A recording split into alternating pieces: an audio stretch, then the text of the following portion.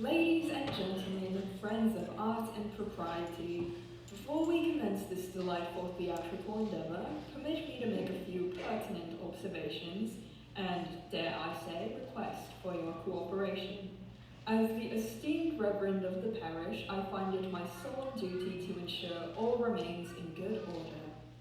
Firstly, do silence all devices of a modern nature, the little glowing contraptions that sing unbidden and disturb the delicate wit of Mr. Wilde's fine dialogue.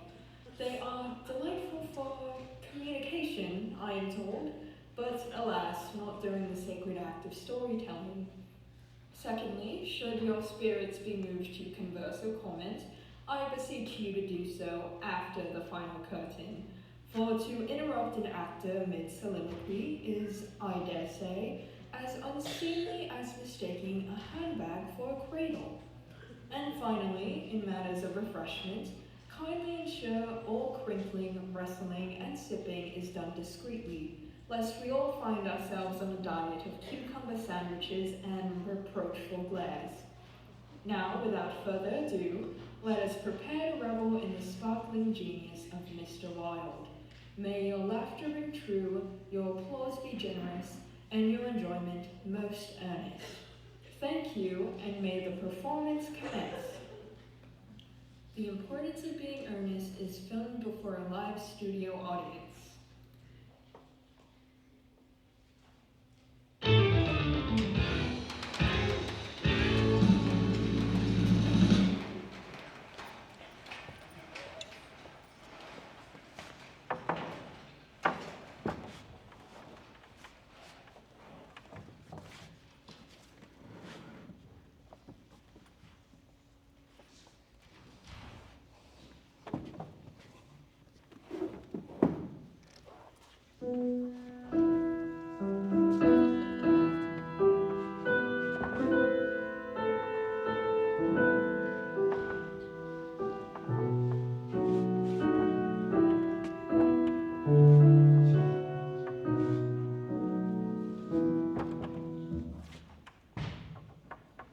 Did you hear what I was playing, Lane? I didn't think it polite to listen, sir. Oh, sorry for that. Have you got the cucumber sandwiches cut for Lady Bracknell? Yes, sir. By the way, Lane, I see from your books that last Thursday, when Lord Shoreham and Mr. Worthing were dining with us, 8 bottles of champagne are entered as having been consumed. Yes, sir. 8 bottles and a pint. Lane, why is it that at a bachelor's establishment, the servants invariably drink all the champagne? I ask merely for information. I attribute it to the superior quality of the wine, sir.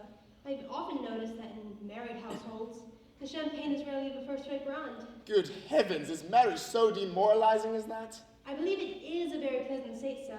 I have very little experience of it myself up to the present. I've only been married once, and that was a consequence of a misunderstanding between myself and a young person. I don't know that I much care about your family life, Lane. It isn't a very interesting subject. I rarely think of it myself. Very natural, I'm sure.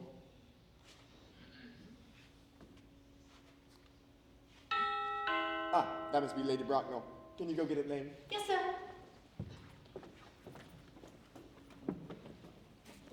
Lane's views on marriage seem somewhat lax. Really, the lower orders can't set us a good example. What on earth is the use of them? They seem to me as a class to have absolutely no sense of their moral responsibility.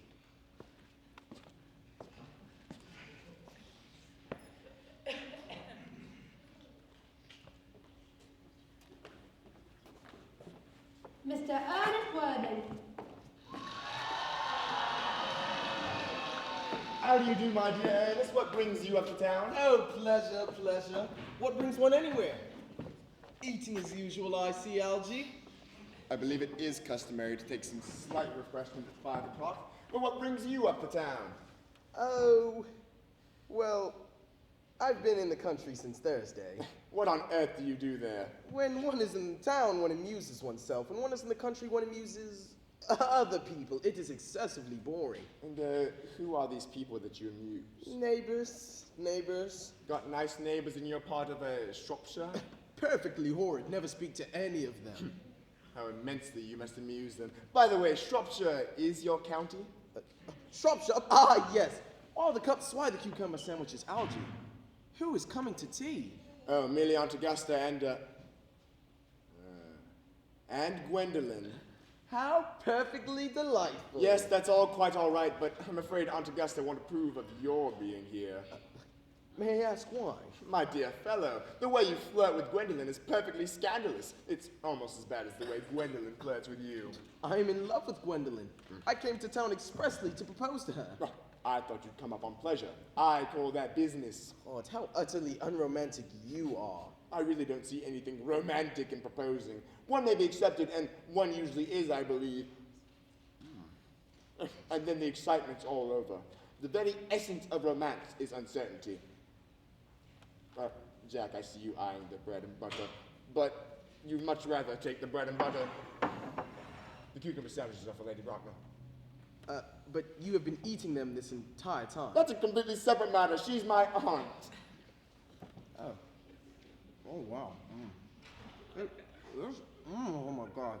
This is some very good bread and butter. Well, my dear fellow, you need not eat it as if you were going to eat it all. You behave as if you are already married to Gwendolyn.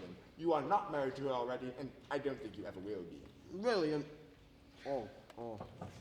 Why on earth do you say that? Well, in the first place, girls never marry the men they flirt with. Girls don't think it right. What nonsense. It isn't. It is a great truth, and it accounts for the extraordinary number of bachelors one sees around London. In the second place, I don't give my consent. Your consent! My dear fellow, you can hardly have forgotten that Gwendolyn is my first cousin. And before I allow you to marry her, you must clear up the whole question of Cecily. Cecily? What on earth do you mean by Cecily? I don't know anyone by the name of Cecily, Algie. Lane, bring me the cigarette case Mr. Worthing left in the smoking room last time he dined here. Yes, sir. Do you mean to say you've had my cigarette case this entire time? I wish to goodness you would have let me know. I've been writing frantic letters to the Scotland Yard about it. I was nearly offering up a large reward. I wish you would offer one. I happen to be more than usually hard up as of late. Well, there's no good offering a large reward now that the thing is found. I find that rather mean of you, Ernest. But, however, it makes no matter. For, looking at the inscription inside, I find the thing isn't yours after all. Well, of course it is. You've seen me with it 100 times. Besides, you have no right whatsoever to read what's written inside. It's a very ungentlemanly thing to do to read what's written inside one's private cigarette case. Yes, but this isn't your cigarette case. This case is a gift from someone by the name of Cecily. And you told me you don't know anyone by that name. Well, if you want to know, Cecily, she happens to be my aunt. Your aunt? Yes, charming lady she is too. She lives in, Tunbridge Wells. Yes, but if she is your aunt who lives at Tunbridge Wells, why does she call herself Little Cecily?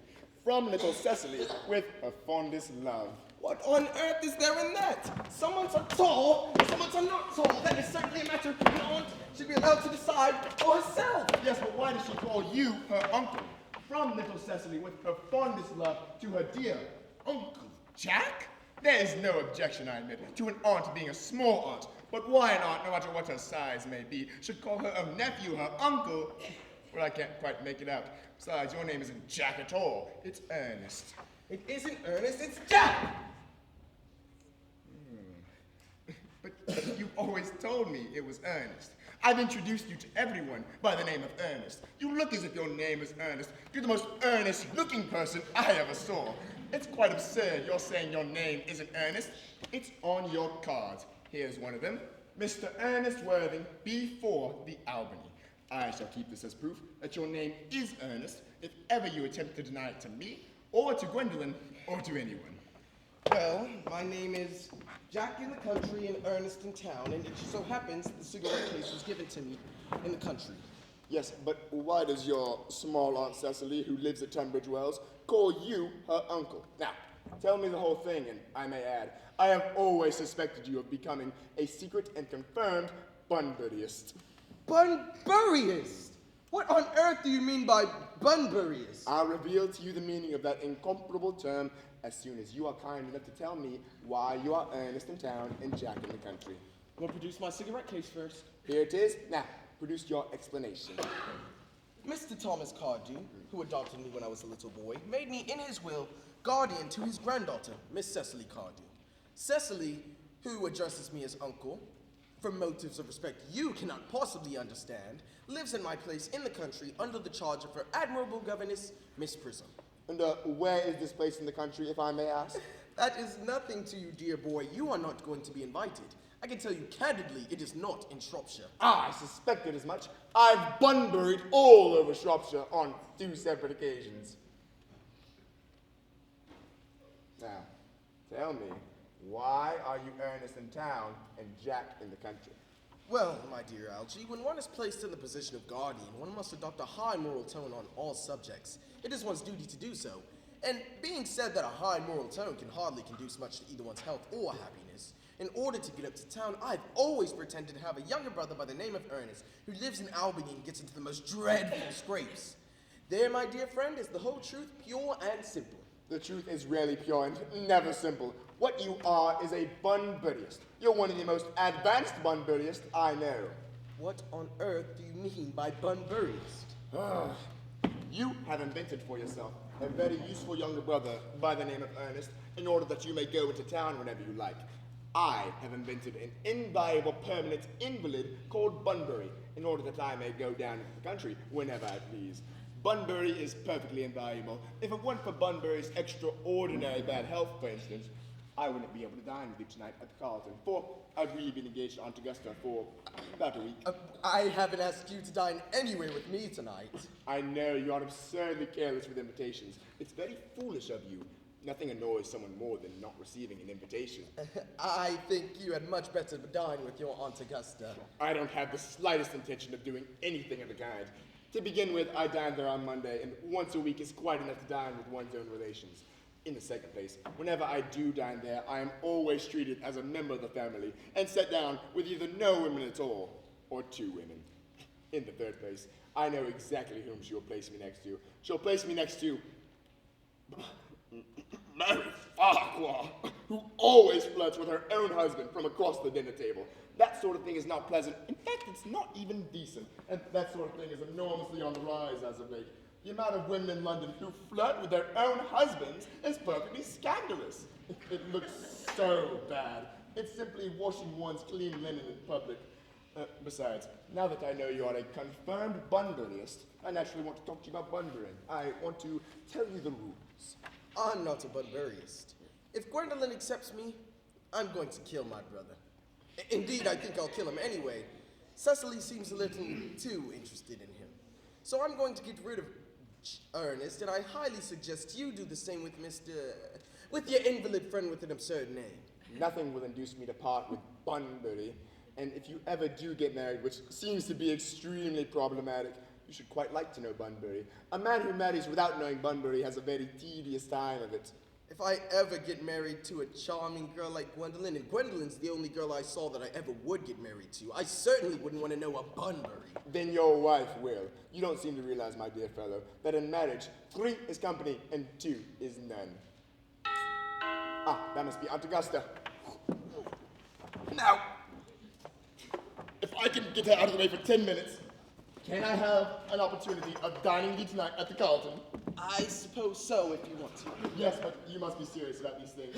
I hate people who are not serious about meals. It's so shallow of them.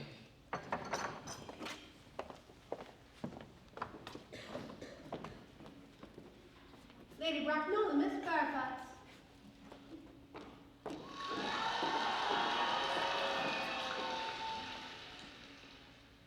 Good afternoon, dear Algernon. I hope you are behaving well. I'm feeling well, Aunt Augusta. Those aren't quite the same thing, in fact. The two rarely go together. Good afternoon, Mr. Worthing. How do you do? Dear me, you're smart. I am always smart. Aren't I, Mr. Worthing? You certainly are quite perfect, Miss Fairfax. My, I hope I am not that. That would leave no room to development. I intend to develop in many ways. I hope we are not too late in getting here, Algernon. I was obliged to call on dear Lady Harbury. I hadn't been there since her poor husband's death. Oh, I never saw a woman so altered. She looks quite 20 years younger. Oh, I'll have some tea and one of those nice cucumber sandwiches you promised. Yes, good. Lane! Yes, sir? Where are the cucumber sandwiches I had ordered for Aunt Augusta?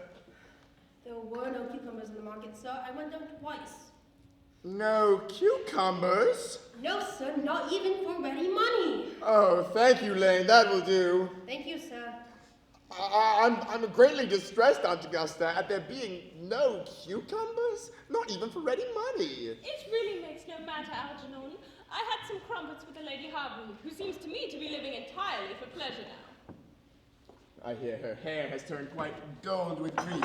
It certainly has changed its colour, from what cause I, of course, cannot say. Oh, I've a treat for you tonight, Algernon. I'm going to send you down with Mary Farquhar. She is such a nice young woman and so attentive to her husband. It's delightful to watch them. I'm afraid, Aunt Augusta, I shall have to give up the opportunity of dining with you tonight after all. I should hope not, Algernon. It will put my table completely out. Your uncle would have to dine upstairs again. Well, fortunately, he's accustomed to that. It is a great bore, but the fact is I've just received a telegram saying that my poor friend Bunbury is dreadfully ill again. They seem to think I should be with him. It is very strange. This Mr. Bunbury seems to suffer from curiously bad health. Oh yes, poor Bunbury is dreadfully invalid. Well, I must say, Algernon, that I think it is high time this Mr. Bunbury made up his mind whether he was going to live or die. This shilly-shallying with the question is absurd. And nor do I in any way approve of this modern sympathy with invalids. I consider it morbid. Illness of any kind is hardly a thing to be encouraged in others. Why, health is the primary duty of life, and I'm always telling that to your poor uncle, but he never does seem to take much notice as far as improvements and as many ailments goes. Well, I'd be much obliged if you'd ask Mr. Bunbury from me to be kind enough not to have a relapse on Saturday, for I rely on you to arrange my music for me. It is my last reception, and one wants something that will encourage conversation, particularly at the end of the season, when everyone has practically said what they have to say. I'll speak to Bunbury, if he's still conscious. I should be able to promise that he'll be all right on Saturday, though. Well, of course, the music is a great difficulty. But I'll run over the program I prepared, if you'll step into the next room for a moment. That is very thoughtful of you, Algernon. I'm sure the program will be delightful after a few expurgations. Oh, Gwendolyn, you will follow? Certainly, Mama. Charming day it's been, Miss Fairfax. Pray, don't talk to me about the weather, Mr. Worthing. Whenever people talk to me about the weather, it makes me feel quite certain that they mean something else. I do mean something else.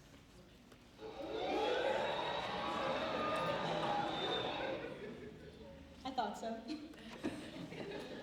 And I would love to be allowed to take advantage of Lady Brackenhill's temporary absence. Pray do so. Mama has a way of coming back into a room so suddenly that I've had to speak to her about. Gwendolyn, ever since I met you, I've admired you more than any girl I've ever met. Ever since I met you. I'm quite aware of that fact. I just wish that in public you had been more demonstrative. We live in, as I hope you know, Mr. Worthing, an age of ideals. The fact is constantly being mentioned in the most expensive monthly magazine. My ideal has always been to love somebody by the name of Earnest. Something in the name inspires absolute confidence. When Algernon first mentioned to me that he had a friend named Earnest, I knew I was destined to love you. Darling, do you really mean to say that you love me? Passionately. Oh, you don't know how happy you made me. My own Earnest. But you don't mean to say that you couldn't love me if my name wasn't Earnest, right? But your name is Earnest. Yes, I know, but say it was something else. Do you mean to say you couldn't love me then?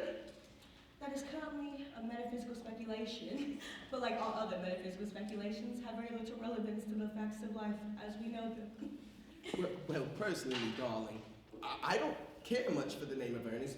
I don't think it suits me at all. It suits you perfectly. It is a divine name. It has music of its own and even produces vibrations. Well, Gwendolyn, if I may speak quite candidly, I think there are a lot nicer names. I think, Jack. Oh, that's a charming name. Jack. No, there was very little music in the name Jack, if any at all, indeed. Besides, Jack is almost notoriously domesticity for John, and I pity any woman who was married to a man called John. She would never know the solitude of a single moment's solace. The only really safe name is Earnest. Gwendolyn, I must get christened at once. I mean, we must get married at once. Married, Mr. Worthing? Well, surely, I mean, You know I love you, and you led me to believe you were not absolutely indifferent to me. Oh, I adore you, but marriage? We haven't talked about it once. The subject has not even been touched upon. Well, may I propose to you now? An admirable idea, and I'm glad to let you know that I am far from indifferent to you. Then Gwendolyn, will you marry me? Of course I will, darling. How long have you been about it? I'm afraid you've had very little experience in how to propose. My young one, I've never loved anyone else in the world but you. Yes, but men often practice. My Ernest, what beautiful blue eyes you have. They are quite blue. I hope you always look at me like that, especially when there are other people in the room. Mr. Worthing, rise, sir, from this semi-room with portraits as close and decorous. Mama, what are you doing here? I must beg you to retire. Mr. Worthing was not quite finished yet. Finish what, may I ask? I am to be engaged to Mr. Worthing. Pardon me, you are not engaged to anyone. And when you do become engaged to anyone, I or your father, should his health permit, will inform you of the fact. An engagement should always come on a young girl as a surprise. It is hardly a matter she should be allowed to arrange for herself. And now I have a few questions to put to you, Mr. Worthing. And while I'm making these inquiries, you, Gwendolyn, will wait for me below in the carriage. But Mama... In the carriage, Gwendolyn. Yes. You may have a seat, Mr. Worthing. Thank you, Lady Bracknell. I feel bound to tell you that you are not down on my list of eligible young men, though I have the same list as the dear Duchess of Bolton has. We're back together, in fact. However, I am quite ready to enter your name, should your answers be what a really affectionate mother requires. Do you smoke? Well, yes, I must admit I smoke. I'm pleased to hear it. A man should always have an occupation of some kind. There are far too many idle men in London as it is. How old are you? 28? A very good age to be married at. I've always been of the opinion that a man who wishes to be married should know either everything or nothing. Which do you know? I know nothing, Lady Bracknell? I'm glad to hear it. I do not approve of anything that tampers with natural ignorance. Why, ignorance is like a delicate, exotic fruit. You touch it and the bloom is gone. What is your income? Between 7,000 and 8,000 a year. In land or investments? In investments, chiefly. That is satisfactory. What between the duties expected of one during one's life and the duties exacted of one after one's death, land has ceased to be either profit or pleasure. It gives one position and prevents one from keeping it up, and well, that's all that can be said about land. Well, I do own a country house with some land attached to it. About 1,500 acres, I believe. A country house? How many bedrooms? Well, that point can be cleared up afterwards. You have a townhouse, I hope. A girl with a simple, unspoiled nature like Gwendolyn can hardly be expected to reside in the country. Yes, I own a townhouse in Belgrave Square, but it is let by the year to Lady Bloxham. Of course, I can get it back whenever I like at a 6 months' notice. Lady Bloxham, I don't know her. Oh, she goes about very little. She's a lady considerably advanced in years. Nowadays, that is no guarantee of respectability of character. What number in Belgrave Square? 149? Oh, the unfashionable side. I thought there was something. However, that can be easily altered. And now to minor matters. Are your parents living? I have lost both my parents. Both? Mr. Worthing, to lose one parent may be regarded as misfortune. To lose both seems like carelessness. Well, who was your father? He seems to have been a man of wealth. Was he born in what the radical papers call the purple of commerce? Or did he rise from the ranks of the aristocracy? Well, I'm afraid I don't really know, Lady Bracknell. The fact is, I said that I have lost both my parents, but it'd be nearer to the truth to say that both my parents seem to have lost me. I was well found. Found? Yes, Mr. Thomas Cardew, an older gentleman of a very charitable and kindly disposition, found me and gave me the name Worthing because he had a first-class ticket for Worthing in his pocket. Worthing is a seaside resort in Sussex. And where did the charitable gentleman with the first-class ticket for a seaside resort find you? In a handbag? A handbag. Yes, a handbag. A somewhat large leather handbag with handles to it. An ordinary handbag, in fact. In what locality did this Mr. Thomas Cardew come across this ordinary handbag? In a cloakroom at Victoria Station. Mr. Worthing, I confess I feel somewhat bewildered at what you've just told me. To have been born, or at any rate bred, in a handbag, whether it had handles or not, seems to me to display a contempt for the ordinary decencies of family life that remind one of the worst excesses of the French Revolution, and I presume you know what that movement led to. And as for the peculiar locality in which the handbag was found, the cloakroom at a railway station could serve to hide a social indiscretion, has probably been used for that purpose before the fact, and can hardly be recognized as an assured basis for position in good society. Well, then what would you advise me to do, Lady Bracknell? I need hardly say I would do anything in the world to ensure Gwendolyn's happiness. I would strongly advise you, Mr. Worthing, to try and acquire some relations as soon as possible, and make a definite effort to produce at least one parent of either sex before the season is quite over. Well, I don't see how I can possibly manage that. I can produce the handbag at any moment, whenever you like. It is in the dressing room of my country home. That should be enough to satisfy you, Lady Bracknell. Me, sir? Well, what has it to do with me? You can hardly imagine that I or the Lord Bracknell would dream of allowing our only daughter, a girl brought up with utmost care, to marry into a cloakroom and form an alliance with a handbag. Good morning, Mr. Worthing. Good morning. Oh, for goodness sake, don't play that ghastly tune, Algie. How idiotic. What's the matter, old boy? You don't mean to say Gwendolyn refused you? Oh, as far as Gwendolyn's concerned, we are engaged. Her mother is perfectly unbearable. Never met such a gorgon. You don't think there's a chance of Gwendolyn becoming like her mother after 150 years, do you? All women turn out like their mothers. That's their tragedy. But no man ever does. That's his. Is that clever? It is perfectly phrased and quite as true as any observation in modern society need be. My goodness, I'm sick to death of cleverness. Everybody nowadays is clever. You can't go anywhere without meeting clever people. The thing is a public nuisance. I wish to goodness we had some fools left. We do. I would extremely like to meet them. What do they talk about? The fools? Oh, about the clever people, of course. Well, did you tell Gwendolyn about your being Earnest in town and Jack in the country? My dear fellow, the truth isn't the sort of thing one tells to a sweet, intellectual girl like Gwendolyn. What extraordinary ideas you have on how to treat a woman. The only way to treat a woman is to make love to her if she's pretty, and someone else if she's plain. What nonsense. Well, what about your brother? What about the profligate Earnest? Before the end of the week, I shall have gotten rid of him. I'll say he died abroad in Paris of epilepsy. Lots of people suddenly die of epilepsy, don't they? Yes, my dear fellow, but it's hereditary. It's a sort of thing that runs in the family. You better say it was a severe chill. Are you sure a severe chill isn't hereditary of any kind? Of course it isn't. Very well. My brother Ernest is suddenly carried off in Paris by a severe chill. That gets rid of him.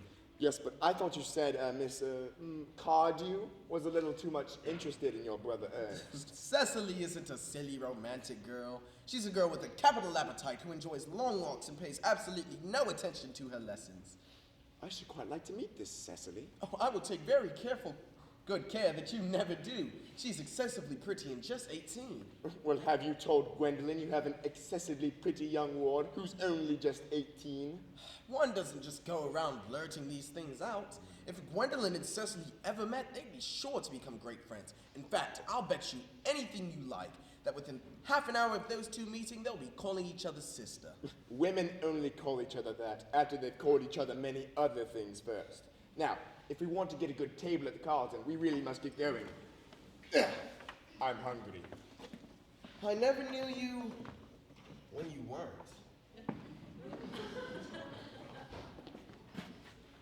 Miss Fairfax.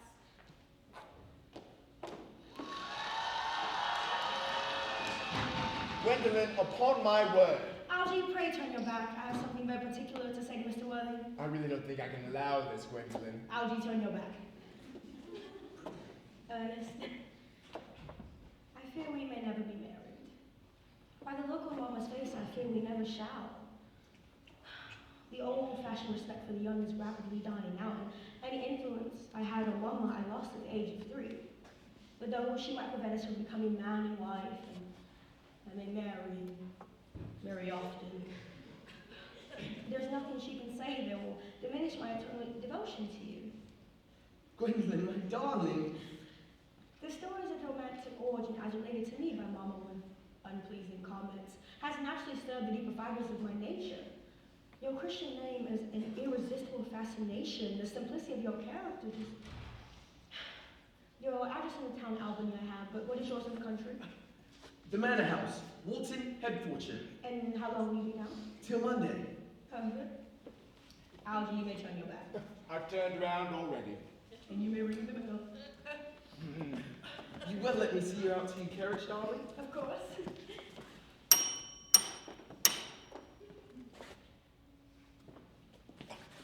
Lane, I will see Miss Fairfax out. Yes, sir.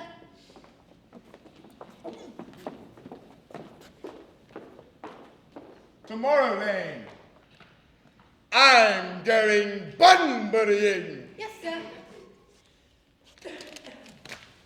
I probably won't be back till Monday. You can put up my dress clothes, my smoking jacket, and all the Bunbury suits. Yes, sir. Tomorrow will be a fine day, Lane. It never is, sir.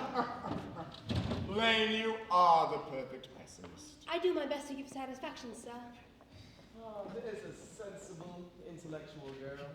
The only girl I've ever cared for in my entire life.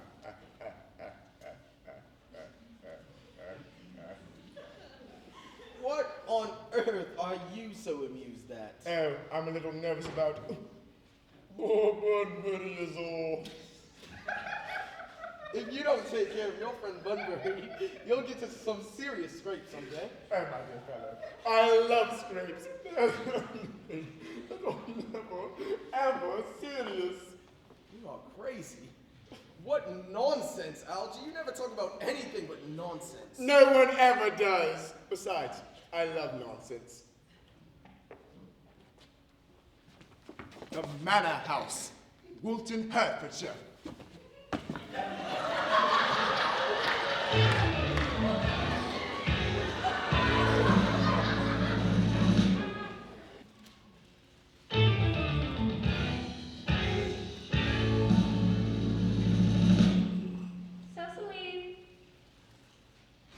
Cecily!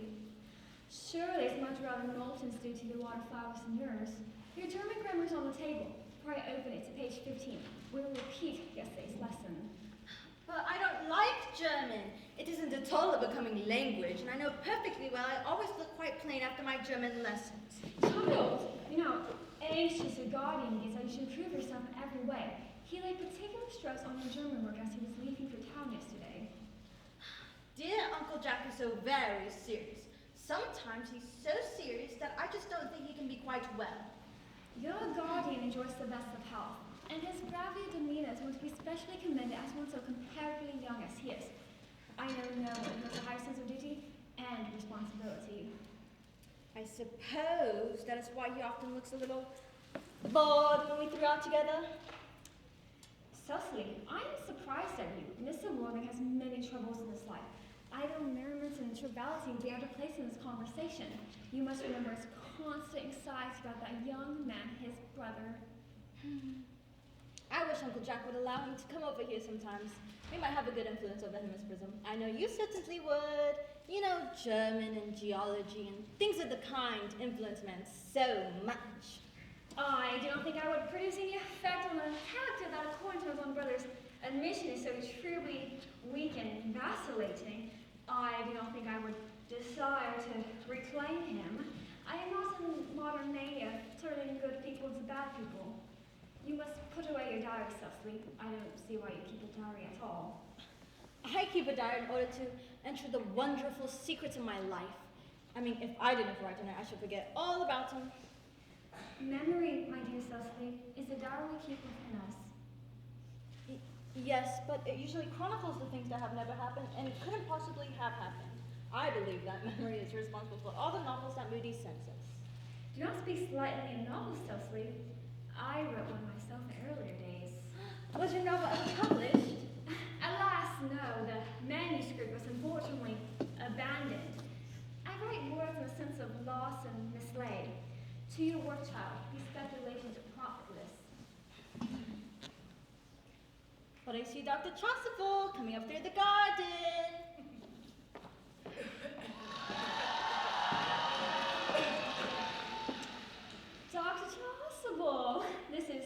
a pleasure. And how are we this morning, Miss Prism? You are, I trust, well? Miss Prism has just been complaining of a slight headache. I think it would do her so much good to have a short stroll with you in the park, Dr. Trustable. Cecily, I have not mentioned anything of a headache. Yes, Miss Prism. I thought that, but I felt instinctively you had a headache. Indeed, I was thinking about that and not about my German lessons when the director came in. I hope, Cecily, you are not inattentive. I am afraid I am.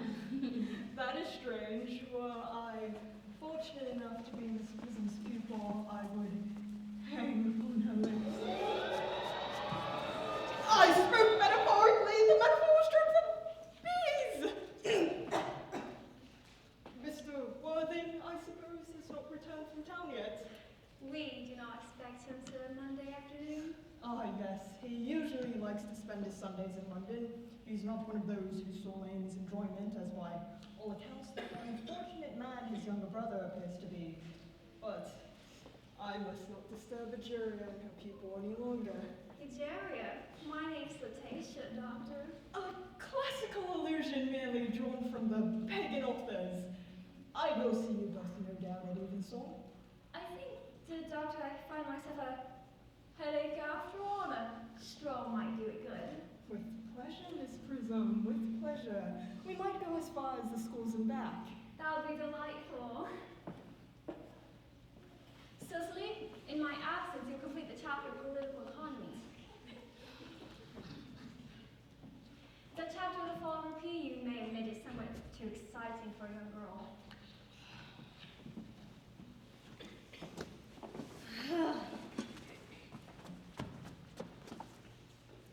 Horrid political economy, horrid geography, and horrid geography!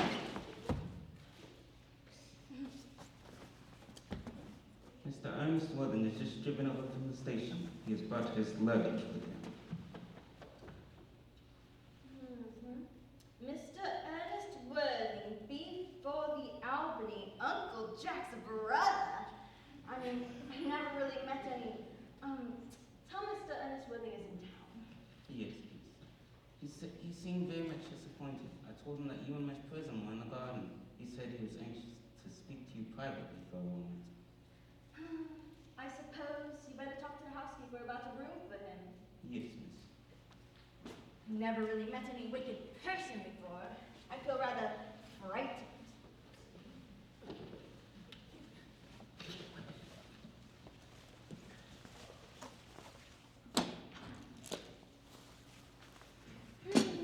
I'm afraid he will look like everyone else.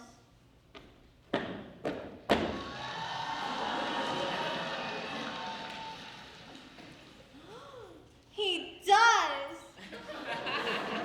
You are my little cousin Cecily, I'm sure. I am not little. In fact, I believe I'm rather tall for my age. But I am your cousin Cecily.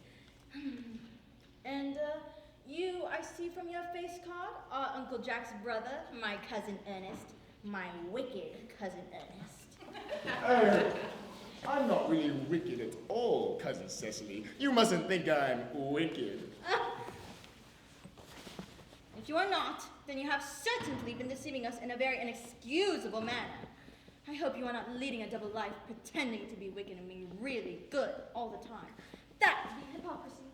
Of course, now that you mention it, I suppose I have been rather reckless. Oh, I'm so glad to hear it. In fact, since we're talking about it, I suppose I've been very bad in my own small way. Oh, I don't think you should be so proud of that, though it must have been very pleasant. It is much pleasanter being here with you, cousin Cecily. I don't understand how you're here at all. Uncle Jack won't be back until Monday afternoon. Yes, this is a great disappointment, as I'm obliged to go up on Monday. Oh, you should stay until Uncle Jack arrives. I know he wants to talk to you about your immigrating. About my what? Your immigrating. He is sending you to Australia. Australia? I'd sooner die. Well, on a Wednesday night, Uncle Jack said you'd either have to choose between this world, the next world, or Australia. The accounts I've received of Australia and the next world are not particularly encouraging. this world is good enough for me, Cousin Cecily. Yes, but are you good enough for it? I'm afraid I'm not. That's why I want you to reform me. You might make it your mission.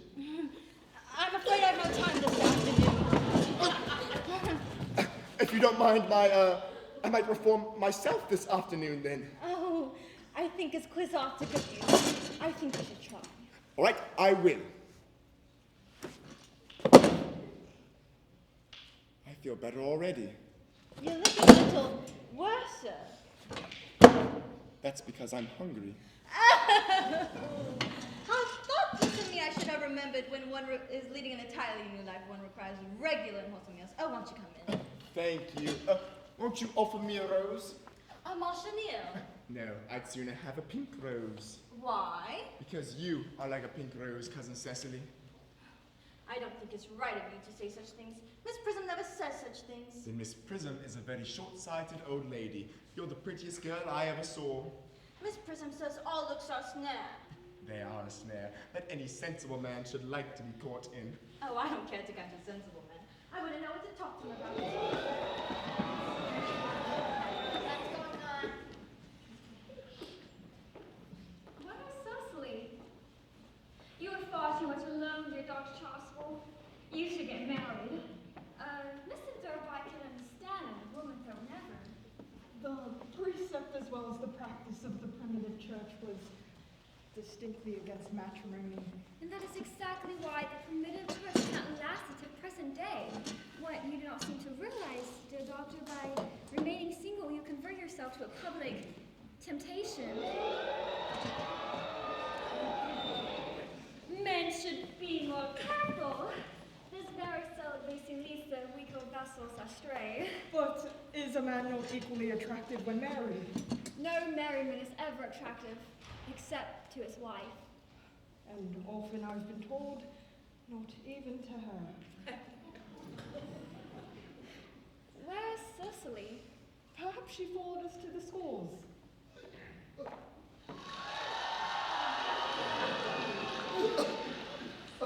Mr. Worthing!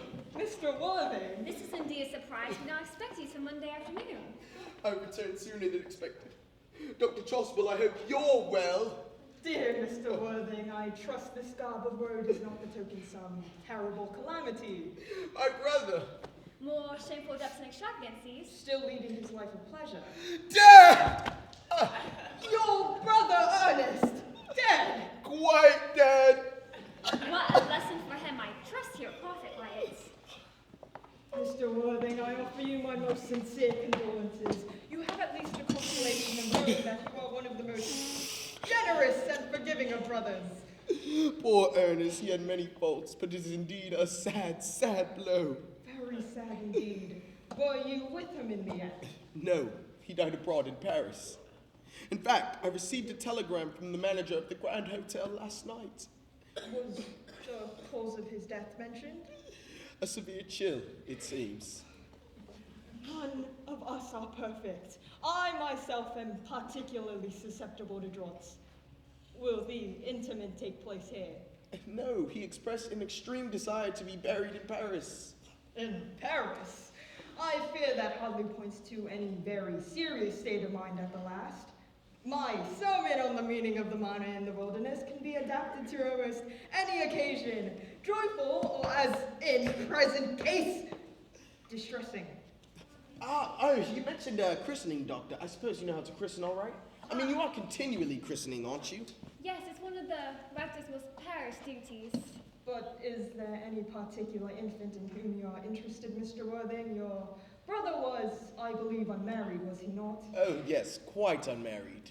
Most men who live entirely for pleasure usually are. But no, it is not for any mere infant, Doctor. I'm particularly fond of children. The fact is, I would like to be christened myself. This afternoon, if you have nothing better to do. But surely, Mr. Worthing, you have been christened already. I don't know anything about it. Of course, I don't know if the thing would bother you in any way or if I'm a little too old now. Not at all. The sprinkling and indeed immersion of adults is perfectly canonical practice. Wait, immersion? Oh, no, you need have no apprehension. The sprinkling is all that is necessary, or I think, advisable. Whether so changeable. What hour do you wish the ceremony be performed? I might trot round about 5 if that suits you. Oh, perfectly. In fact, I have 2 similar ceremonies to perform at that time. A case of twins that occurred recently on one of the outlying cottages on your own estate. Paul Jenkins, the carter, a most hard-working man. Oh, I don't find it much fun being christened along with other babies, Doctor. I find it childish. Would 5:30 do? Admirably, admirably. And now, Mr. Worthing, I will not intrude any longer into a house of sorrow. I really beg you not to be too much bowed down by grief. What seem to us bitter trials are often blessings in disguise. And this seems to be one of the extremely obvious kinds. Uncle Jack! Oh, I'm so pleased to have you back. Oh, but what horrid clothes you have on. Oh, do go and change them. Cecily, Why do you look so sad? Oh, do look happy. I've got such a surprise for you. Who's in the dining room? Your brother! Who? Your brother! He arrived here about half an hour ago. What nonsense! I haven't got a brother! Oh, don't say that, however badly he may have behaved to you. Is he still your brother? You wouldn't be as heartless as to disown him, would you? I'll go and get him. Oh, and you will shake hands with him, won't you, Uncle Jack? My brother's in the dining room. What could it all mean? I find it perfectly absurd. These are very joyful tidings.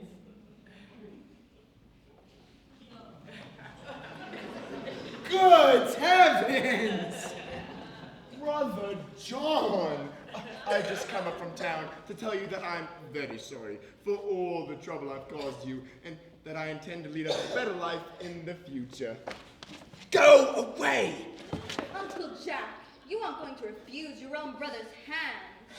Nothing will induce me to take his hand. I find his coming down here disgraceful, and he knows perfectly well why.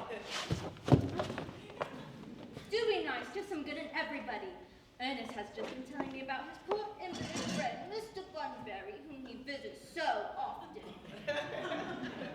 I do admit that the faults were all on my side, but I must say, Brother John's coldness towards me is peculiarly painful. I expected a more enthusiastic welcome, especially considering this is the first time I've come here. Uncle Jack, if you won't shake hands with him, I will never forgive you. I suppose I must then. It's pleasant, is it not, to see so perfect a reconciliation. I think it's best we leave the 2 brothers together. Cecily, you'll come with me. Certainly, Prism. Algie, you must get out of this place at once. I don't allow any Bunburying here.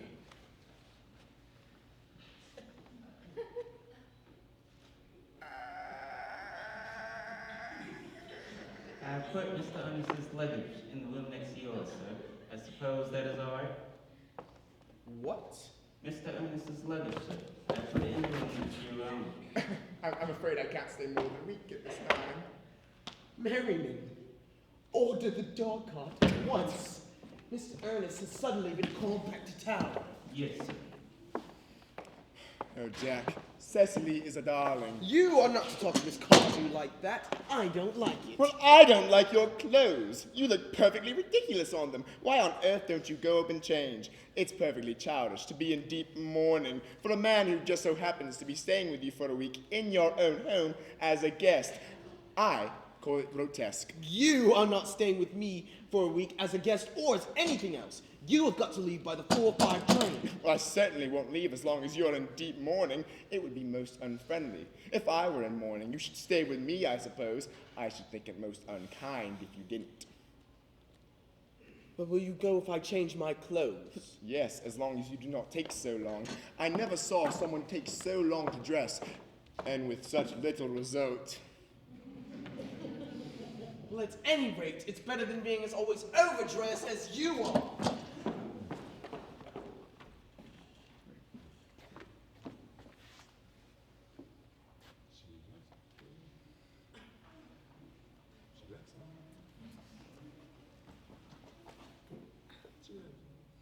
There you are.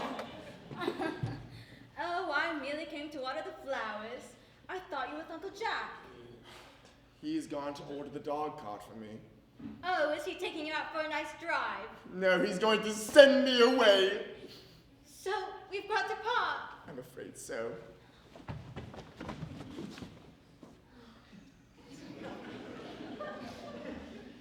The dog cart is waiting, sir. It can wait for about 5 minutes. Yes, I hope, Cecily, I shall not offend you if I state quite frankly and openly that you seem to me to be in every way the visible personification of absolute perfection. I think your frankness does you great credit, Ernest. Now, if you allow me to copy your remarks in my diary. Do you really keep a diary? I'd give anything to look at it. No. It is simply a young girl's thoughts and impressions and consequently meant for publication. But pray, Ernest, don't stop. I delight in taking down from dictation. I have reached absolute perfection. You can go on. I'm quite ready for more. Cecily, ever since I first looked upon your wonderful and incomparable beauty, I have dared to love you wildly, passionately, devotedly, hopelessly. I don't think you should say you love me wildly, passionately, devotedly, and hopelessly. I mean, hopelessly just doesn't seem to make sense, does it? Cecily! The dog is waiting, sir. Oh, tell her to come down next week at the same hour. Yes, sir. Uncle Jack would be very much annoyed if he knew you were coming around at the same time next week. Oh, I don't care about Jack. I don't care about anyone in the whole world except you, Cecily. I love you. Oh, won't you marry me? Why, of course. Why, we have been engaged for about 3 months. For about 3 months. Yes, it'll be 3 months until Thursday. When did we become married? Well, ever since dear Uncle Jack first confessed about having a younger brother who is very wicked and bad, you, of course, have formed the chief topic between I and Miss Prism, and one who is very much talked about is very attractive. One must feel there's something in him after all. I dare say it was very foolish of me, but I fell in love with you, Ernest. But when was the engagement actually settled? On the 14th of June last, worn out by your entire ignorance of my existence. I determined it one way or the other. With a long struggle with myself, I accepted you here. And the next day I bought this bracelet. Did I get you this? It's very pretty, isn't it? Yes, you've wonderfully good taste, Ernest. It's an excuse I've given you for leading such a bad life. And here is the box with all your dear letters. My letters? But I've never written you any letters. Ah, you needly hardly remind me of that. I almost had to write 3 times a week and sometimes oftener. Cecily, you are a sweet, perfect child. You dear romantic boy. I hope your hair curls naturally, does it? It does, with a little help from others. I'm so glad. You'll never break off our engagement, then? Oh, I couldn't possibly, now that I've actually met you. But there is the question of your name. Of course. You must not laugh at me, Ernest, but it has always been a girlish dream of mine to love someone whose name was Earnest. I mean, I pity any married woman whose husband isn't named Earnest. Do you mean to say that if I had some other name, you couldn't love me? I mean, I might, like, what other name? Any name you like. Algernon, for instance. Algernon? Oh, but I don't like Algernon. I really don't see why you should not like the name Algernon. It's a really aristocratic name. But seriously, Cecily, do you mean to say that if my name were Algernon, you couldn't love me? I mean, I might respect you. I might admire your character, but I'm afraid I cannot give you my undivided attention. Cecily, your rector here is, I assume, thoroughly proficient in all the rites and ceremonials of the church. Oh, Dr. Chasuble. Oh, he is the most learned man. He's never written a single book, so you can imagine how much he knows. I must see him at once on the most important christening. I mean matter of business.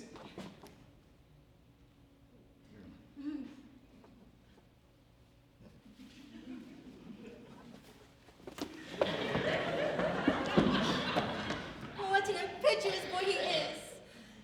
I love his hair so much. I will copy his proposal into my diary.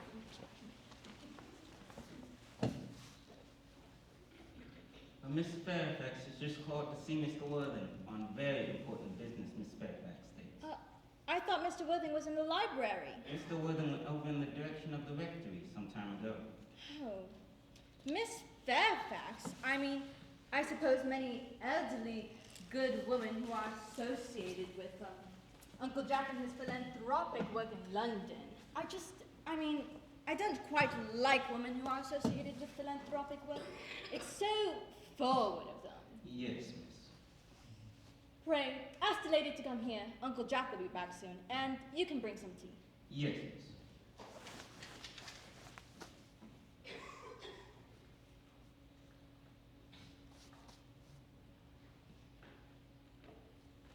Miss Fairfax.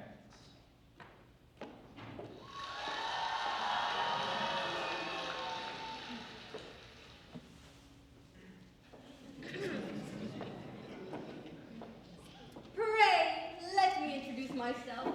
My name is Cecily Cardew. Cecily Cardew! Oh, lovely, sweet name. Somebody tells me that we are going to be great friends. I like you more than I can say. And my first impression of people I never wrong. Oh, how nice of you to like me after such a comparatively short time. Pray, sit down.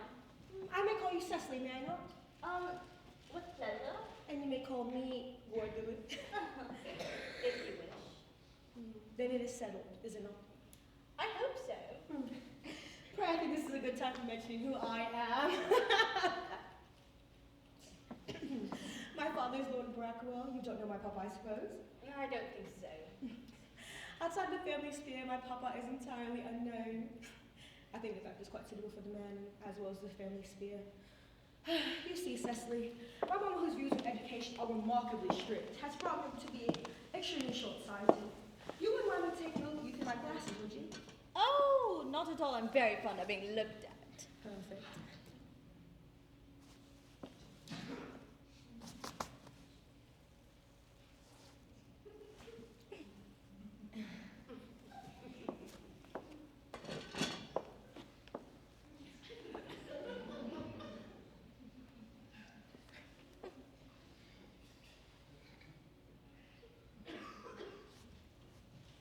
You're here on a short visit, I suppose? Oh, no. I live here. Your mother or some older female relative resides here as well? Oh, no, I have no mother or any relations.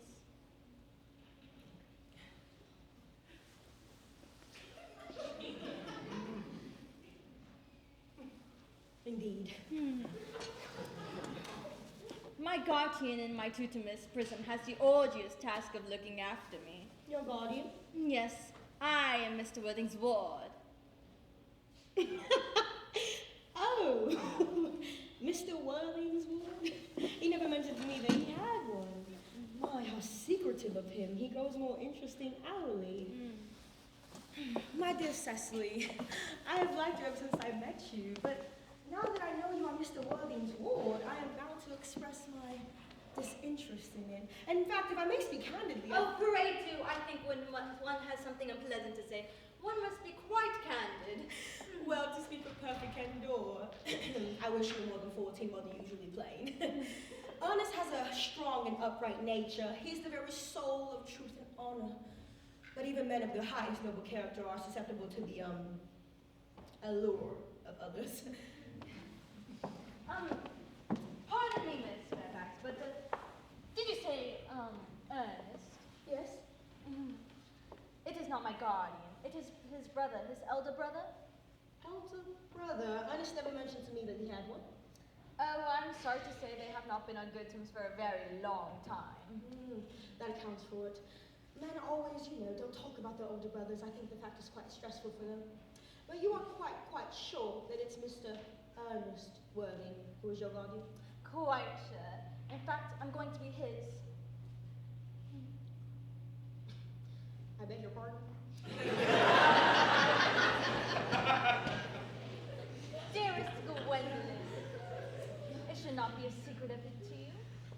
In the county newspaper, they are going to chronicle the fact next week. Ernest and I are going to be engaged to be married. I think there's some slight error, Miss Cecily, for Ernest and I ought to be engaged. The fact should be in the Saturday Morning Post at the latest. Yes, but Ernest proposed to me exactly 10 minutes ago.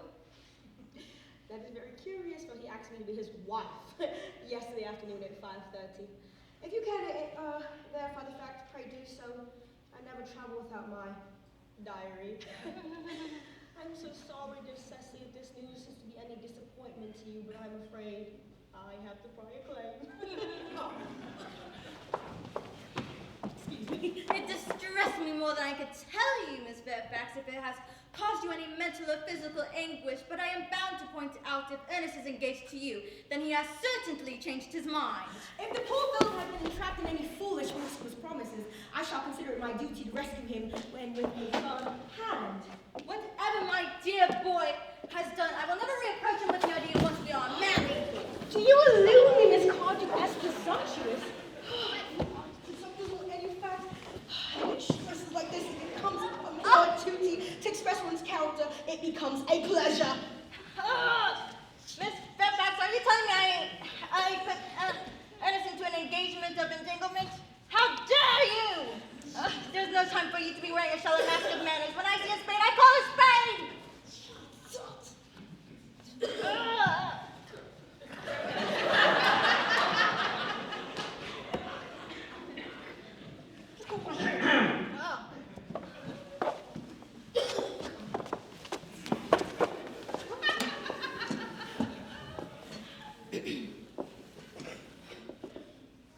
I've never seen a spade. I think that fact is very clear that our social spheres have been widely different. Shall I let you here as usual? Yes, as usual. Quite nice garden you have here, Miss Fairfax. I'm so glad you like it, Miss Fairfax. I didn't know there were any flowers in the country. Oh, flowers are as common here as people is in London. I don't see how anybody lives here. That is, if anybody who is, anybody does. The country always bores me to death. That is what they call agricultural depression, is it not? Its aristocracy are suffering just at present. It's an epidemic amongst them, I have been told. Thank you. Would you like some tea? Sure, thank you. Sugar? No, thank you. Sugar is seen at the most poorest households. Cake or bread and butter? Bread and butter, please.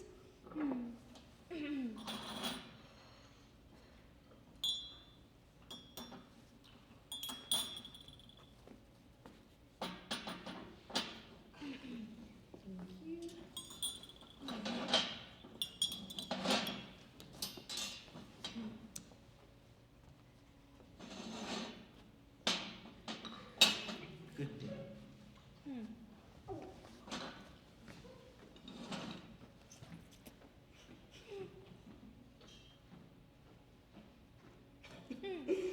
You have filled my tea with lumps of sugar, and though I most distinctively asked you for cake, bread and butter, you have given me cake. Cecily, I am known for the gentleness of my disposition and the sweetness of my nature, but I'm afraid you may have gone too far. Perhaps, but to save my dear boy from the machinations of any other girl, there are no lengths of which I would not go to. From the moment I saw you, I felt you were false and deceitful. I am never deceived, and I am never wrong. Oh, Miss Fairfax, are you telling me I'm trespassing on your valuable time? There are many of which you call unsimilar character in the neighborhood. Ernest! My Gwendolyn, my darling. A moment. Are you to be engaged to this gorgeous young lady here? To dear little Cecily? Why, of course not. What could have put such an idea in your pretty little head? You may.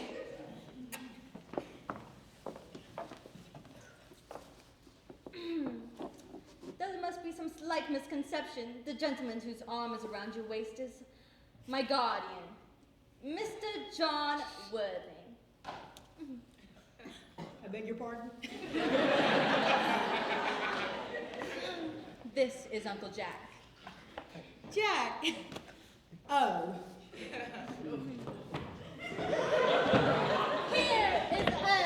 my own love. A moment. May I ask, are you to be engaged to this young lady right here? To what young lady? Gwendolyn! Of course not. What could put such an idea in your pretty little head? Thank you. You may. I knew there was some slight air of miscarding, for the man who was standing next to you was none other than my dear cousin, Mr. Algernon Moncrief. Algernon. Moncrief? Are you called Algernon?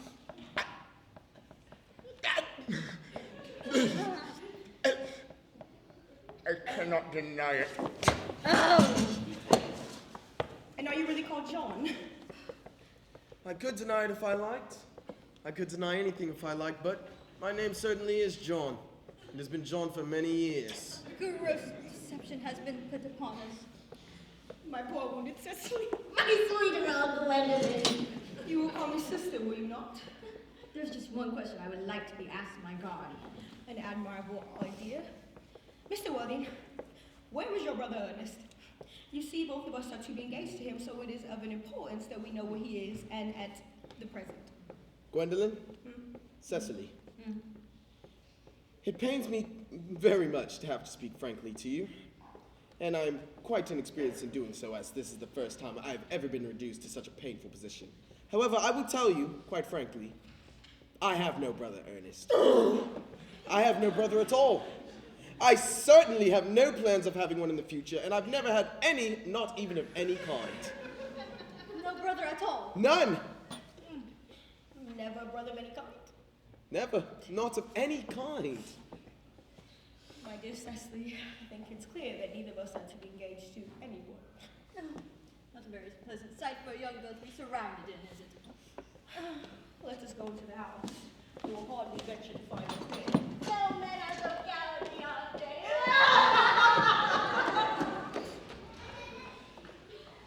I suppose the ghastly state of things as they are now is what you call Bunbury. Yes, and a most perfectly wonderful Bunbury it has been. The most wonderful Bunbury of my life. The only small satisfaction I get in the whole of this wretched business is that your friend Bunbury is quite exploded. You won't be able to sneak off to the country quite as often as you used to, Algie. Your little brother's a little off color, isn't he, Jack? You won't be able to disappear off into town whenever you like, and not a bad thing either. As for your conduct towards Miss Cardew, you're taking in a sweet, innocent girl like that is absolutely inexcusable, to say nothing of the fact that she is my ward. I can find no possible excuse for your deceiving a clever, brilliant, and thoroughly experienced young lady like Miss Fairfax. To say nothing of the fact that she is my cousin. I wanted to be engaged to Gwendolyn, that is all. I loved her. I simply wanted to be engaged to Cecily. I adored her. Well, I see no chance in your marrying Miss Cardew now. I can find no possible universe where you are in union with Miss Fairfax.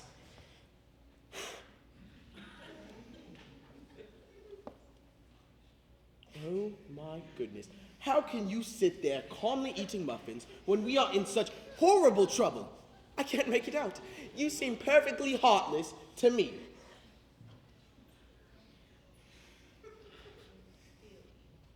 I can't eat muffins in an agitated manner. I'd probably get butter on my cuffs. I say, it is perfectly heartless. You're eating muffins at all under the circumstances. Ooh. When I'm in trouble, eating is the only thing that consoles me. In fact, when I am in great trouble, as anyone who knows me intimately will tell you, I refuse everything except food and drink. Right now, I am eating muffins because I am upset. Well, that's no reason to eat them all in that greedy way. I wish you'd take the tea cakes instead, Jack. I don't like the tea cakes. Can't a man eat his own muffins in his own garden? You just said it was perfectly heartless to eat muffins. I said it was perfectly heartless under the circumstances. Those are two entirely different things. That may be, but the muffins are the same. Algie, I wish to goodness you would go. Well, I can't leave now. I've just made arrangements with Dr. Chasuble to be christened at 5:15 under the name of Earnest. My dear fellow, the sooner you give up on that nonsense, the better. I have made arrangements with Dr. Chasuble this morning to be christened, and naturally I will take the name of Earnest. Gwendolyn would wish it. We can't both be christened Earnest. It would be absurd. Besides, I perfectly have the right to be christened. There's no evidence whatsoever that I've ever been christened by anybody, and it's likely to think I never was so. Dr. Chasuble seems to think that way. It is entirely different in your case. You have been christened before. Yes, but I haven't been christened in years.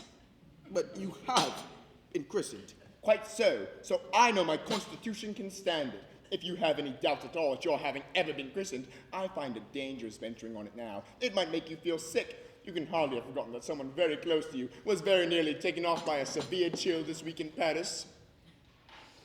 Jack, you're at the muffins again. I told you I'm fond of the muffins. Algie, I've already asked you to go. Why won't you go?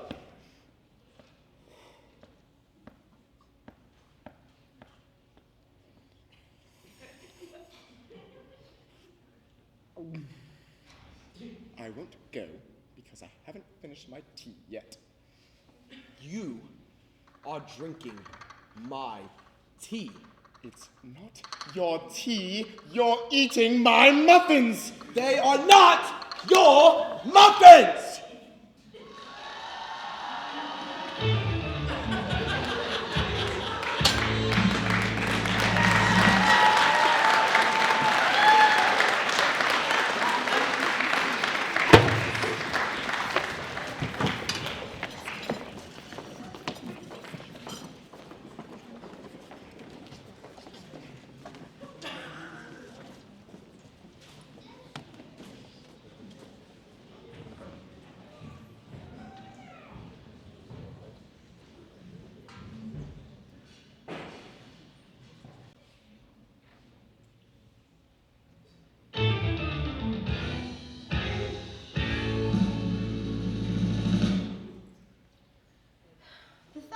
Not once follow us into the house, as anybody else would have done. Seems to me that they have some sort of shame left. They're eating muffins. That looks like a repentance. They're looking at us? What effantry? They're approaching. That's very forward of them. Let us preserve a dignified silence. Certainly. That's the only thing to do now.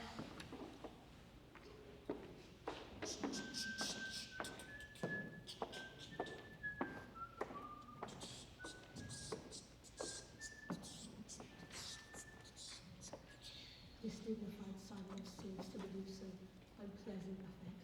Most distasteful. But we shall not be the first to speak. Certainly not. Mr. Worthing, I have a question, and much depends on your reply. Mr. Moncrief, may I ask you these following questions? Why did you pretend to be my guardian's dear brother? In order that I might have the opportunity of meeting you. Yes, that's a satisfactory explanation. Mr. Worthing, for what reason did you pretend to have a brother? Was it for the opportunity that you might have to see me? Certainly, Miss Fairfax. That answer seemed quite satisfactory. I am most content with what Miss Moncrief said. Shall we forgive them? Yes, no, I mean no. You're right. There are things at stake one cannot surrender. But who shall tell them the news? The task is not an easy one. Oh, could we not both speak at the same time? An admirable idea. Will you take the time from me? Oh, certainly. Your Christian names are still insuperable, and that is all. Your Christian names are still an insuperable barrier, that is all. Will you take the time from me? Our Christian names? Is that all? But we're going to be christened this afternoon. You're not willing to do such a terrible thing for me? I am. Are you ready to face this fearful ordeal? I am. How absurd of me to talk about the equality of the sexes. When it comes down to men and self-sacrifice, then our infinity is beyond us. We are. This physical courage of which we women know nothing about. Darling.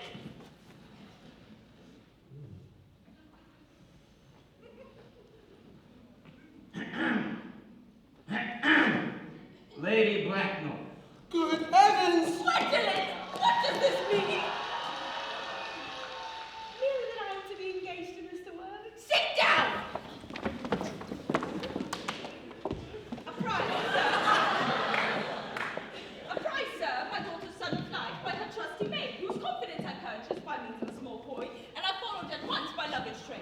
You must understand by now, Mr. Worthing, that all communication between yourself and my daughter must cease immediately from this moment. On this point, as indeed on all points, I am firm. But I'm engaged to Gwendolyn, Lady Bracknell. You are nothing of the kind, sir. And now as regards Algernon, Yes, Aunt Augusta? may I ask if this is the house in which your invalid friend Mr. Bunbury resides?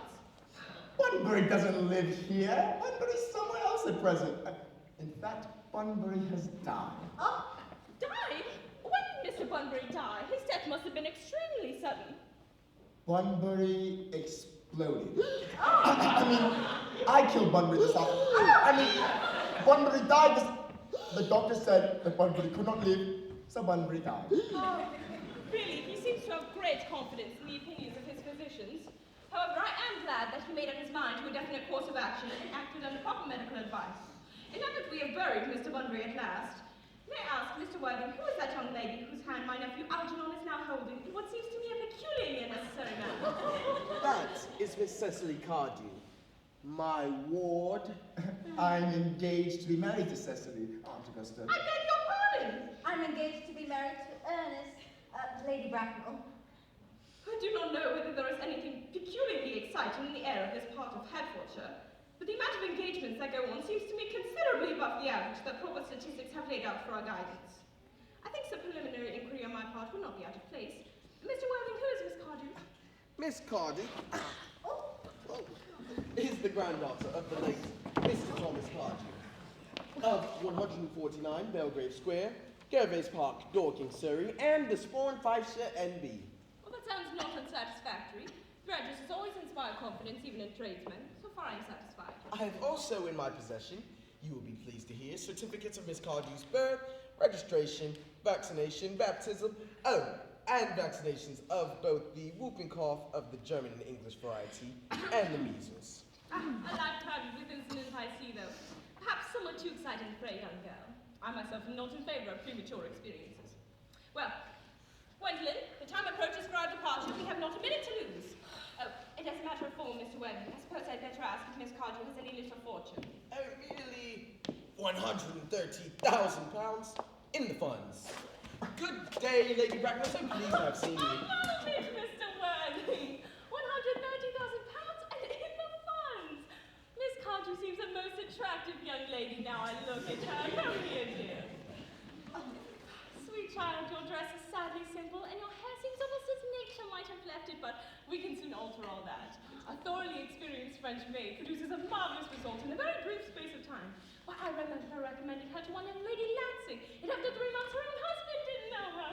And after 6 months, nobody knew her. Kindly turn round, sweet child.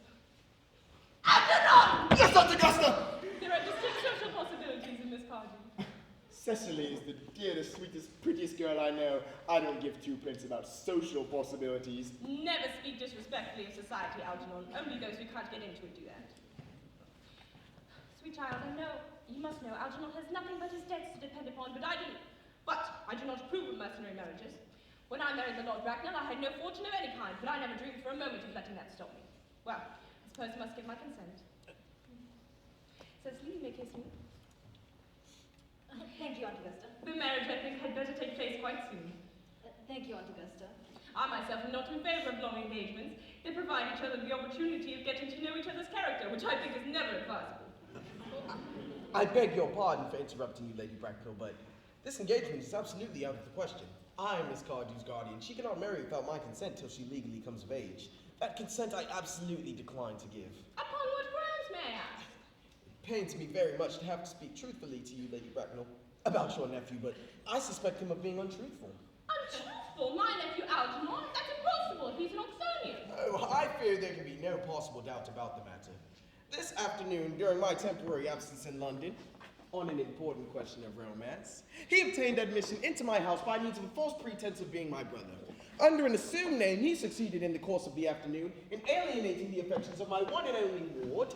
Then he subsequently stayed to tea and devoured my every single muffin. And what makes his conduct all the more heartless is that he was perfectly well aware from the first that I have no brother, and that I've never had a brother, not even of any kind. I distinctly told him so myself yesterday afternoon. Mr. Worthing, after careful consideration, I've decided to entirely overlook my nephew's conduct to you. Yes. Sweet child, how old are you? Oh, I am only 18, but I always admit to 20 when I go to evening parties. Well, it will not be long before you are of age and free from the state of tutelage, so I don't think your guardian's consent, after all, a matter of any importance. Pray excuse me for interrupting you again, Lady Bracknell, but I feel it is only fair to tell you that according to the terms of her grandfather's will, Miss Cardew does not legally come of age till she is 35. Well, that does not seem to me to be a grave objection. 35 is a very attractive age. There are several women in London society of the very highest birth who have, of their own free choice, remained 35 for years. Algie, couldn't you wait for me until I'm 35? Of course I could. You know I could, Cecily. Yes, I felt instinctively, but I know I couldn't wait all that long. Then what are we going to do? I don't know, Mr. Moncrief. My dear Mr. Worthing, as Miss Cardew states positively that she cannot wait till she is 35, a remark which I'm bound to say seems to me to show a somewhat impatient nature. I must beg you to reconsider your decision. But my dear Lady Bracknell, the matter is entirely in your own hands. The moment you consent to my marriage with Gwendolyn, I will allow your nephew to form an alliance with my ward. Mr. Worthing, you know that what you propose is out of the question. Then a passionate celibacy is all that awaits for any of us. It is not the destiny I propose for Gwendolyn. Algernon, of course, can choose for himself. Well, come dear, we've already missed 5, if not 6 trains.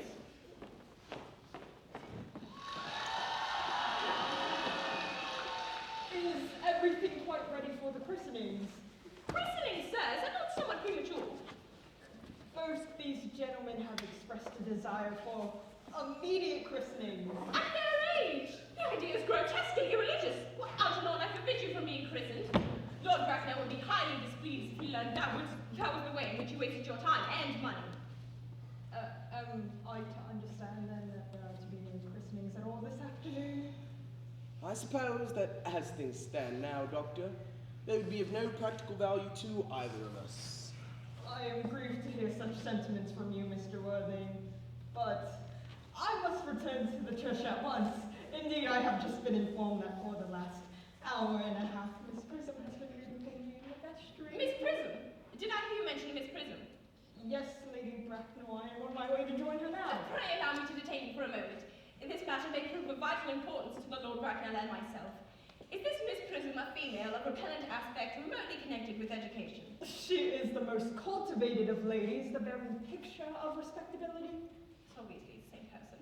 May I ask what position she holds in your household? I am Miss Sullivan, madam. Miss Prism has been for the last 3 years the esteemed governess and valued companion of Miss Cardew here. I must speak with this Miss Prism at once. Let her be sent for. I was told you expected me in the vestry, dear Cat, and I waited there for an hour and 3/4. Prism? Lady Bracknell? Come here, Prism. Prism, where is that baby?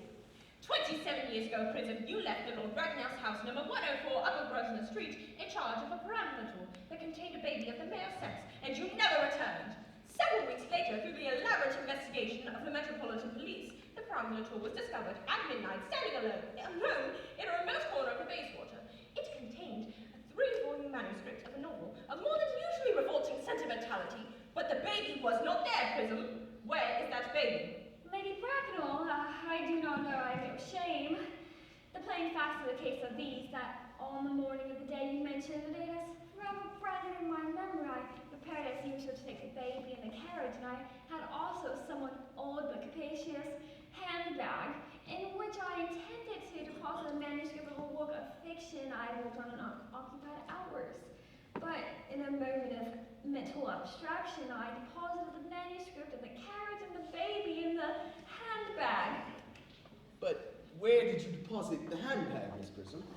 Do not ask me, Mr. Warding. This is a matter of no small importance to me. I insist on knowing where you deposited the handbag.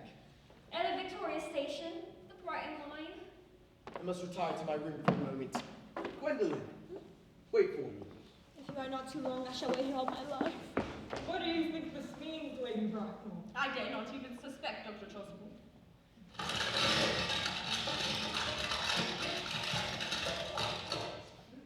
Uncle Jack seems strangely agitated. Your guardian has a very emotional nature. This noise is extremely unpleasant. It has stopped now. I wish you would arrive at some conclusion. This suspense is terrible. I hope it'll last. Is this the handbag, Miss Prism? Examine it carefully before you speak. The happiness of more than one life depends on your answer. Yes, it seems to be mine. This handbag is undoubtedly mine. Here's the injury received with the upsetting of Gow Street, and my initials are on the lock. This bag is mine and tablet received out of all these uses and an unexpected surprise. Miss Prism, more is restored to you than a handbag. I was the baby that was placed in it. You? Yes, Mother! Mr. Warding, I am unmarried. Unmarried? I do not deny that this is a serious blow, but who should cast a stone against one who has suffered? Cannot reputants wipe out an act of folly? Why should there be one law for men and another for women? Mother, I forgive you! There's some error. There's the lady who can tell you who you really are. Lady Bracknell, I hate to seem inquisitive, but would you kindly inform me who I am? I'm afraid the news I have to give you will not altogether please you. You are the son of my poor sister, Miss Moncrief, and consequently, Algernon's elder brother. Algy's elder brother! I always knew I had a brother. I said I had a brother, Cecily. How could you have ever doubted that I had a brother? Dr. Chasuble, my unfortunate brother. Gwendolyn, my unfortunate brother. Ernest, But what is your Christian name now that you have become someone else? Good heavens, I'd quite forgotten that point. Lady Bracknell, Aunt Augusta. A moment, please. At the moment Miss Prism had left me in the handbag, had I been christened? Every luxury that money could buy was lavished on you by your fond and doting parents, including christenings. Then I was christened. That is settled. All right. What was the name I was given? Let me know the worst. Being the eldest, you were naturally christened after your father. Yes, but what was my father's Christian name? I'm remembering now that the general was called Earnest. I knew I had some reason for disliking the name. Ernest, from the moment I saw you, I knew you could have no